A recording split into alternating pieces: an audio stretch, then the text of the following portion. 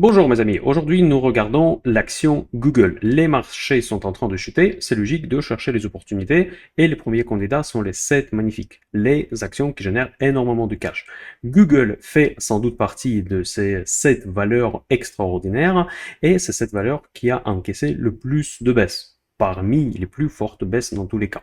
Est-ce que c'est une opportunité ou pas? Aujourd'hui, je présente mon avis très rapidement avec les outils de courtier interactif brokers. C'est le courtier que j'utilise pour tous mes investissements en bourse, c'est le courtier que je recommande et c'est le courtier qui propose désormais le PEA. Si vous voulez rejoindre, tous les détails sont à la description à cette vidéo.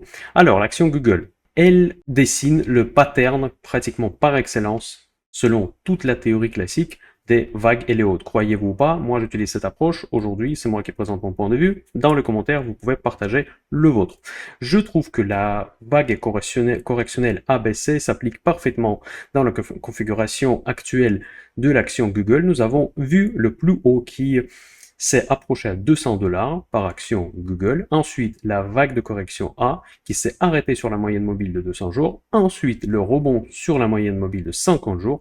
Et maintenant, on a entamé le plus gros rebond qui devrait s'arrêter quelque part sur un des supports les plus importants. Le support le plus important que nous avons vu tout récemment, c'est là où j'ai initié ma première position dans le club Minder Cash Patrimoine, se trouve autour des 130 $. Et comme par hasard, ça correspond parfaitement à l'extrémité de la dernière vague de correction C. Croyez-vous pas, parfois les vagues et les hautes, ça fonctionne vraiment très très bien.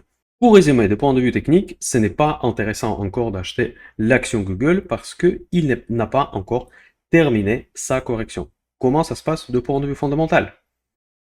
Le price earning ratio, il a atteint le niveau de 21, ce qui est vraiment pas du tout cher pour une action de croissance qui génère énormément de profits. Price to sales reste relativement élevé à 5,7, mais c'est pas du tout excessif pour les 7 magnifiques. Price to book n'est pas vraiment applicable pour ce type de valeur. Nous avons toujours des marges qui sont juste stratosphériques, ça fait rêver. Ensuite, nous avons les rentabilités qui font rêver également. La rentabilité qui tient compte de l'endettement de Google s'élève à 27,6%. Ça peut être comparé avec la rentabilité nette d'investissement immobilier. Imaginez si demain on vous propose d'investir 27%, est-ce que vous le prenez? Moi je le prends. Donc ça reste une valeur avec des marges énormes et très très rentable. La croissance est toujours là, on ne voit aucun chiffre négatif sur aucun plot de temps. La dette, elle est quasiment inexistante. Attention, c'est très important parce que nous sommes en phase où les taux de dette, taux d'emprunt sont assez importants. Donc la dette, c'est à surveiller de manière très précise, même s'il s'agit d'une valeur qui a énormément de cash. Mais la dette inexistante pour une valeur, c'est quand même un grand atout. Ensuite, les dividendes sont inexistants. Voilà, donc deux points de vue, cette valeur, elle reste rentable, cette valeur reste ne pas chère. Par contre, les perspectives ne sont pas parfaites.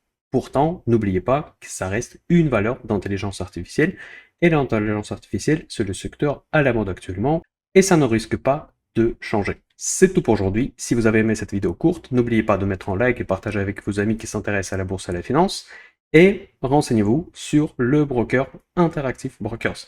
À bientôt dans ma prochaine vidéo.